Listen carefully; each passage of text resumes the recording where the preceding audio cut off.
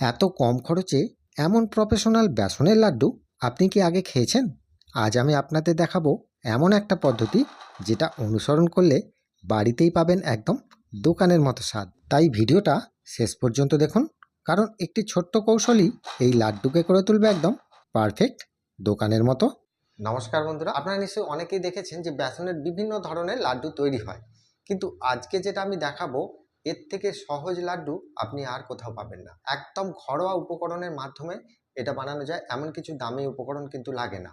আর এটা বানাতে অল্প সময়ের মধ্যে কিন্তু আপনি বানিয়ে নেবেন, খুব একটা বেশি ঝামেলাও নয়। তাহলে চলুন শুরু করি আজকের এই রেসিপি।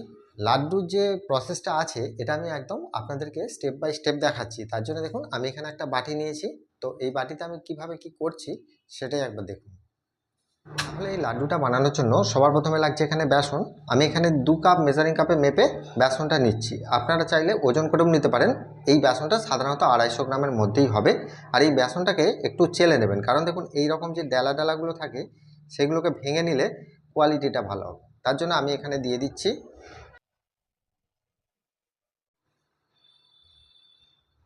এইবারে দেখুন বেসনটাকে আমি চেলে নিয়েছি ভালো করে। এরপর আমি যে উপকরণগুলো দিচ্ছি সেগুলো একবার দেখুন। 4 চা চামচের মতো সুজি। সুজিটা দিলে দেখবেন এটা খুব সুন্দর একটা টেক্সচার আসবে, সেজন্য আমি সুজিটা দিলাম। আর এখানে অল্প করে একটু লবণ দিতে হবে। আচ্ছা, প্রথমে সুজিটাকে এইভাবে একটু মিশিয়ে নিচ্ছি। এই চামচে করেই সাধারণত চা চামচে করে আমি 4 চা চামচের মতো সাদা তেল দিয়ে দিচ্ছি। আপনারা চাইলে এখানে গাওয়া ঘিও দিতে পারেন। গাওয়া ঘি দিলে খুব সুন্দর কিন্তু টেস্টটা আসবে। অন্ততপক্ষে 2 থেকে 3 মিনিট ধরে এইভাবে হাতে তালুয়ে করে ভালো করে কিন্তু ময়ানটা দিয়ে নেবেন। এই 1 কাপ নর্মাল জল থেকে আমি কতটা জল দিয়ে এটা মাখবো আর কতটা বেঁচে যাচ্ছে সেটাই দেখিয়ে দিচ্ছি। তার আগে আমি অল্প অল্প করে জল দিলাম। আচ্ছা, এটা মাখার সময় আপনাদেরকে খেয়াল রাখতে হবে যে এটা যেন খুব বেশি নরম না হয়ে যায়। খুব বেশি নরম হয়ে গেলে কিন্তু সমস্যা হবে। নরম হয়ে আচ্ছা, এবারে দেখতে পাচ্ছেন যে কতটা শক্ত করে মেখেছি, একদম কিন্তু টাইট করে। আর এখানে দেখুন জলটা যে লেগেছে, 1 কাপ জল আমি নিয়েছিলাম, তার থেকে দেখুন হাফ কাপের মতো জল লেগেছে। এবারে তো কম বেশি এটা লাগতে পারে, তো এই জলটা লাগবে না, এটা আমি সরিয়ে দিচ্ছি। ঢাকা দিয়ে দিলাম। আর ঢাকা দিয়ে এটাকে আমি 5 মিনিটের জন্য শুধুমাত্র রেস্টে রেখে দেব। এবারে দেখুন 5 মিনিট আমি এটাকে রেস্টে রেখেছিলাম। আর রেস্টে রাখার পর দেখতে পাচ্ছেন এটা কিন্তু অনেকটা শক্ত হয়ে গেছে। কেন শক্ত হয়েছে? কারণ এতে আমি যে সুজিটা দিয়েছি, সুজিটা কিন্তু এক্সেস জলটা কিন্তু টানতে শুরু করে দিয়েছে, সেজন্যই কিন্তু এটা শক্ত লাগছে। এই বেসনের ডোটাকে আমি এই জায়গাটার মধ্যে নিয়ে নিলাম। আচ্ছা, ডোটাকে নেওয়ার পর এটাকে আমি ভালো করে একবার মেখে নিচ্ছি। মেখে নিয়েছি। আর মেখে নেওয়ার পর এইভাবে করে নেওয়ার পর এটাকে আমি প্রেস করে একটা চ্যাপ্টা আকারে শেপ করে নেব। আচ্ছা, যদি হাতে জড়িয়ে যায় বা কোনো অসুবিধা হয় তাহলে কিন্তু এখানেও একটু তেল মাখিয়ে নেবেন আর এখানেও একটু তেল মাখিয়ে নেবেন, তাহলে সমস্যাটা আর হবে না। আর এইভাবে একটু বেলে নিতে হবে।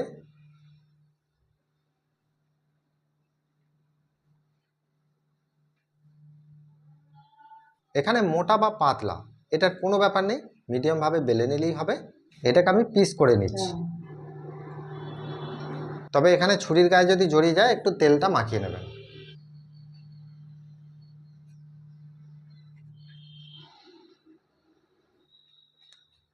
এইভাবে কেটে নেওয়ার পর আমি 3টে ভাগে ভাগ করে দিচ্ছি, একটু মিডিয়াম সাইজ করছি।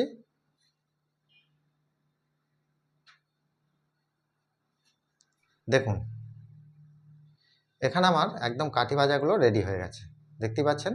এরকম আমি রেডি করে নিলাম। এবার করে নেওয়ার পর এই প্লেটটার মধ্যে আমি রেখে দিচ্ছি। এবার আপনাদের মনে প্রশ্ন আসবে, আমি এখানে কাঠি ভাজার মতো কেটে নিয়েছি, এবার আপনাদের মনে প্রশ্ন আসবে যে এখানে যদি লাড্ডুই তৈরি হয় তাহলে কাঠি ভাজা করার কি দরকার আছে। এটাও কিন্তু এখানে একটা ব্যাপার আছে, আপনারা দেখলে বুঝতে পারবেন যে এটা আমি কেন করেছি বা এটা কিসের জন্য করেছি বা এটা দিয়ে কি হবে বা কিভাবে এটা লাড্ডু বানানো হবে। সম্পূর্ণই কিন্তু একদম প্রসেসটা দেখিয়ে দেবো। খুব ইজি প্রসেসের জন্যই কিন্তু আমি আপনাদেরকে এই কাঠি ভাজাটা তৈরি করে দেখাচ্ছি। তাহলে এবার দেখতে থাকুন আমি কিভাবে করছি। তাহলে এগুলোকে আমি এবার ভেজে নিচ্ছি। তেলটাকে আমি বেশি গরম করব না, আমি দেখিয়ে দিচ্ছি কিভাবে করছি। একটা ছেড়ে দিয়ে দেখবেন হালকা মিডিয়াম গরম তেল থাকবে, এই তেলের মধ্যে কিন্তু আমি সবগুলো ছেড়ে দেব। খুব বেশি গরম তেলের মধ্যে ছাড়বেন না, এরকম মিডিয়াম হালকা গরম থাকবে, এগুলোকে ছেড়ে দিচ্ছি। এটা তেলে দিয়ে দেওয়ার পর এটাকে জাস্ট এইভাবে একটু নেড়ে দেবেন, তাহলে চারিদিকটা তেলটা পেয়ে যাবে। দিয়ে গ্যাসের ফ্লেমটাকে লো টু মিডিয়াম রেখে আস্তে আস্তে এটাকে ভেজে নিতে হবে, তাহলে একদম পারফেক্ট রেডি।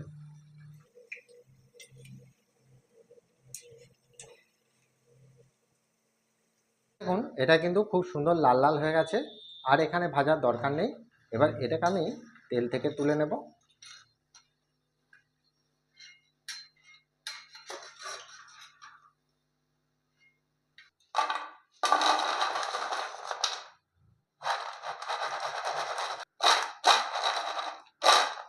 আচ্ছা, এগুলো ভেজে নেওয়ার পর আমি এগুলোকে ঠান্ডা করতে রেখে দিচ্ছি, আর ঠান্ডা হয়ে যাওয়ার পর আমি কি করব সেটাও দেখিয়ে দেব।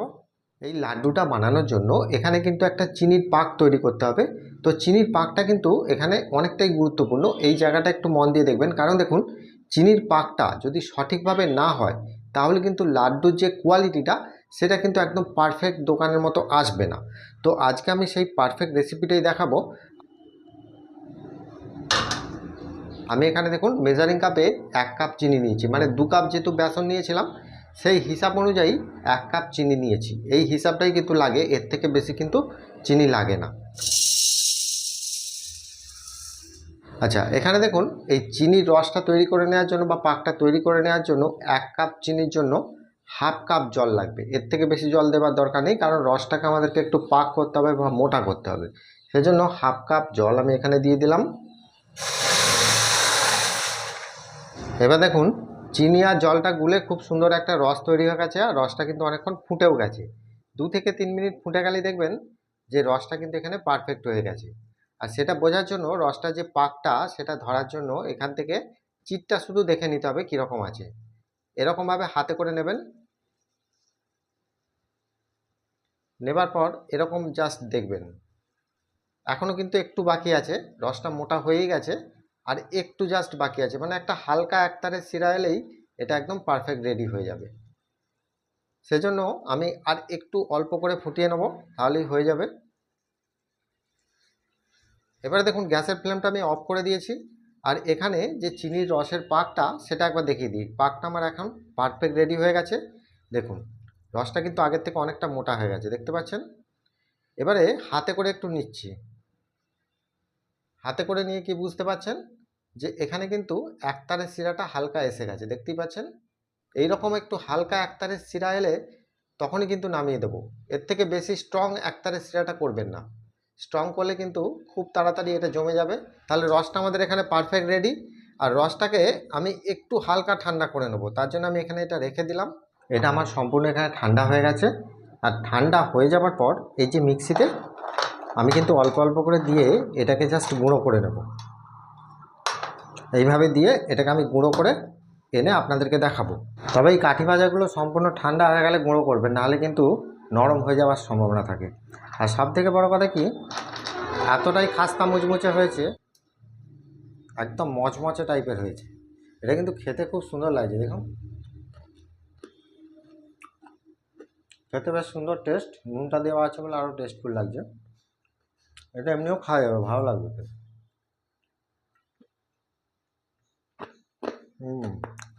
কাঠি ভাজার মতো খেতে লাগছে। যেগুলো ভেজেছিলাম সেগুলো কিন্তু আমি গুঁড়ো করে নিয়েছি, দেখতেই পাচ্ছেন একদম মিহি করে গুঁড়ো করে নিয়েছি। যদি একটু দানাও থাকে তাতে কোনো সমস্যা নেই, তবে চেষ্টা করবেন একটু মিহি করে গুঁড়ো করে নেওয়ার, দেখতেই পাচ্ছেন। তো এইবারে আমি এই জায়গাটার মধ্যে এটা নিয়ে নিচ্ছি।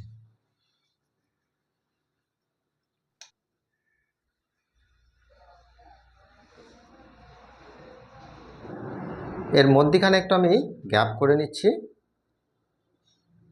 এইখানে আমি অল্প করে দিয়ে দিচ্ছি ছোটো এলাচের গুঁড়ো, আর এখানে একটু গাওয়া ঘি দিচ্ছি। দেখুন গাওয়া ঘিটা আমি গলিয়ে নিয়েছি, 2 চা চামচের মতো আমি এখানে দিয়ে দিলাম। গাওয়া ঘিটা দিলে খুব সুন্দর একটা টেস্ট আসবে, সেজন্য আমি এখানে দিলাম। ঘিটা দেওয়ার পর এটাকে জাস্ট একটুখানি মিশিয়ে নেবেন। আচ্ছা, এখানে আপনারা গুঁড়ো দুধটা অ্যাড করতে পারেন, তবে প্রফেশনাল ক্ষেত্রে এই লাড্ডুটায় গুঁড়ো দুধ দেওয়া হয় না। আচ্ছা, এইবারে দেখুন এই যে রসটা, চিনির যে পাকটা করেছি, প্রথম অবস্থায় যখন দেখছিলেন কিন্তু এটা অনেকটাই স্ট্রং একতারের শিরা ছিল না। এখন দেখুন একটু হালকা ঠান্ডা হয়ে যাওয়ার পর অনেকটাই কিন্তু আঠালো এবং একতারের শিরাটা আরও বেশি স্ট্রং হয়ে যাচ্ছে। আচ্ছা, এটাকে সবসময় মাথায় রাখবেন, খুব বেশি ঠান্ডা করে ফেলবেন না, একটু হালকা গরম থাকবে, সেই রকম গরম অবস্থায় আপনারা এটা মেখে নেবেন।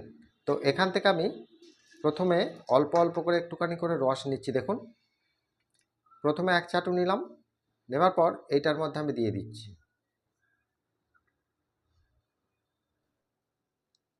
এই চিনির রসটা দিয়ে দেওয়ার পর এটাকে এইভাবে মেশাতে হবে। আচ্ছা, চিনির রসটা একবারেই দিয়ে দেবেন না, অল্প অল্প করে দিতে শুরু করবেন। আরও 1 চাটু দিয়ে দিচ্ছি।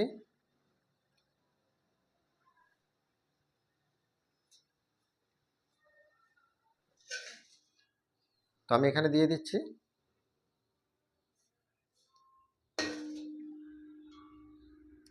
আর এইভাবে একটু ভালো করে মেশাবেন। দেখুন, রসটা কিন্তু আমি সবটাই দিয়ে দিলাম, কারণ আমার যে হিসাব ছিল সেই হিসাব অনুযায়ী কিন্তু রসটা লাগছে। দেখতেই পাচ্ছেন সব রসটাই কিন্তু আমি দিয়ে দিয়েছি। এবার জাস্ট মেশাতে থাকবো এইভাবে।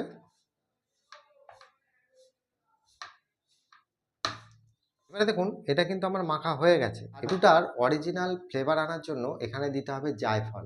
আমি ছোটো এলাচটা প্রথমে দিয়েছি, জায়ফলটা দিচ্ছি, মানে এই দুটো জিনিসের মিশ্রণে একটা আলাদা রকম টেস্ট পাবেন, সেজন্য এখানে জায়ফলটাও দিতে হবে। তবে আপনাদের বাড়িতে যদি ছোটো এলাচ দেন, ছোটো এলাচও দিতে পারেন, জায়ফল দিলে জায়ফলও দিতে পারেন, যে কোনো একটা দিতে পারেন। তবে ছোটো এলাচের সাথে যদি জায়ফল অ্যাড করে দেওয়া হয় তাহলে কিন্তু এর টেস্টটা আরও অনেক বেড়ে যাবে। অল্প করে দিয়েছি, বেশি দেওয়ার দরকার, মেখে নিচ্ছি। আর এটাকে কিন্তু খুব বেশিক্ষণ ধরে রেস্টে রাখবেন না, কারণ যেহেতু চিনি রসটা এর মধ্যে অ্যাড হয়ে গেছে। এখানে নেওয়া আছে একটু আমন্ড বাদাম কুচি করে নিয়েছি, আর এখানে পেস্তার কুঁচো, আর এখানে নিয়েছি অল্প কয়েকটা কিশমিশ। এবারে দেখুন, এই যে আমন্ড বাদামগুলো, এগুলোকে আমি জাস্ট এর মধ্যে দিয়ে দিলাম। এর সাথে কাজু অ্যাড করতে পারেন। এই কিশমিশটাও আমি এর মধ্যে অ্যাড করে দিলাম। দেবার পর এটাকে জাস্ট একটু মাখিয়ে নিচ্ছি। এবারে এগুলোকে আমি পাকিয়ে নিচ্ছি। আর এই কাজটা একটু দ্রুত করবেন, কারণ চিনির রসটা দেওয়ার কারণে দেখবেন এটা খুব তাড়াতাড়ি কিন্তু জমে যাবে। এইভাবে নিয়ে জাস্ট এইভাবে হাতে করে একটু চাপ দেবেন, তাহলে কিন্তু এটা একদম সুন্দর সেট হয়ে যাবে। দেওয়ার পর এরকমভাবে একবার পাকিয়ে দেবেন। দেখুন, এখানে আমার একদম লাড্ডুটা পারফেক্ট রেডি। আর এটাকে গার্নিশ করার জন্য এটাকে জাস্ট এইভাবে একটু দিয়ে দেবেন, লাস্টে দিলেও হবে, কোনো সমস্যা নেই। এই পাকের লাড্ডুটা বানানোর সময় এখানে একটা গুরুত্বপূর্ণ ইনফরমেশন আপনাদেরকে দিয়ে দিচ্ছি, কারণ এই জিনিসটা জেনে রাখলে আপনাদের এই পাকটা কিন্তু মিস হবে না। যেটা হচ্ছে, দেখুন, এই পাকটা পাকাতে পাকাতে যখন দেখবেন এইভাবে আর পাকানো যাচ্ছে না, একটু শক্ত ফিল হচ্ছে, এটাকে আর সেভ আনা যাচ্ছে না, এখানে কি করবেন, অল্প করে একটু জল দিয়ে দেবেন। খুব বেশি নয়, অল্প করে জল দিয়ে এইভাবে একটু মেখে নেবেন। মেখে নেওয়ার পর দেখুন, এটা কিন্তু আবার রসটা ফিরে এসেছে। দেখতে পাচ্ছেন, যেমন শুকনো হয়ে যাচ্ছিল সেটা কিন্তু অনেকটা কেটে গেল, জল জল বা রস রস এসে গেছে। এটা কিন্তু করবেন। অনেক ক্ষেত্রে কী হয়, পাকের ব্যাপার তো, অনেক ক্ষেত্রে একটু কম বেশি হয়ে যায় বা একটু শুকনো হয়ে যায়, ড্রাই হয়ে যায়। সেক্ষেত্রে একটু জল হাত করে বা একটু হালকা করে জল দিয়ে এটাকে রেডি করে নেবেন, তাহলে দেখুন একদম পারফেক্ট রেডি হয়ে গেল। এবার এটাকে পাকানো যাচ্ছে, দেখুন কত সুন্দর।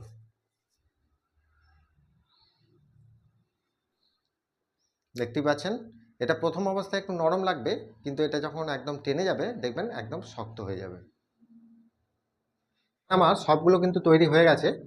আর এখানে এই পেস্তা কুচিগুলো অল্প করে একটু দিয়ে দিতে হবে। একটু নরম থাকা অবস্থায় পেস্তা কুচিগুলো দেবেন, তাহলে ধরে নেবে। যদি টেনে যায় তাহলে ধরতে একটু অসুবিধা হবে। এই লাড্ডুটাকে 10 থেকে 15 মিনিট আমি একটু হাওয়া খাইয়ে নিয়েছি, গাটা হালকা টেনে গেছে। আর একটা জায়গার মধ্যে সাজিয়ে নিয়েছি। দেখতেই পাচ্ছেন কত সুন্দর দেখতে হয়েছে লাড্ডুগুলো। আর এখানে একটা ভেঙে দেখাই, দেখুন ভেতরের অংশটা কতটা দানাদার হয়েছে। আপনারা নিশ্চয়ই দেখেই বুঝতে পারছেন যে এটা খেতে কতটা সুন্দর হবে। একদম অন্যরকম একটা টেস্ট। আপনারা যে সমস্ত মিহিদানার লাড্ডু, বোঁদের লাড্ডু এসব খেয়েছেন, সেটা তো ভালো জিনিস, কিন্তু এটা আরও একটা আলাদা অন্যরকম টেস্ট পাবেন। আর এই লাড্ডুটাকে আপনারা প্রফেশনাল ব্যবসা হিসাবেও নিতে পারেন, কারণ এই লাড্ডুটা তৈরি করার পর অনেক দিন পর্যন্ত সংরক্ষণ করে রাখা যায়, চট করে কিন্তু খারাপ হয়ে যায় না। তাহলে আপনাদেরকে রিকোয়েস্ট করবো একবার হলেও এই রেসিপিটা বাড়িতে ট্রাই করে দেখুন। আমার মেয়ে কিন্তু সব লাড্ডুগুলোই খেয়ে নিয়েছে, বেশিরভাগ লাড্ডু ও একাই খেয়েছে। তো বন্ধুরা, আজকের এই রেসিপিটা আপনাদের কেমন লেগেছে সেটা আমাকে প্রত্যেকবারের মতো কমেন্ট করে জানাবেন। আর ভিডিওটা দেখার পর একটা লাইক করবেন, বন্ধুদের মাঝে অবশ্যই শেয়ার করবেন। আর যদি আপনারা ইউটিউব থেকে দেখেন তাহলে একটা সাবস্ক্রাইব করে রাখবেন, আর যদি ফেসবুক থেকে দেখেন তাহলে একটা ফলো করে রাখবেন। ভালো থাকবেন, সুস্থ থাকবেন। দেখা হচ্ছে আবার অন্য কোনো মিষ্টি রেসিপি নিয়ে। নমস্কার।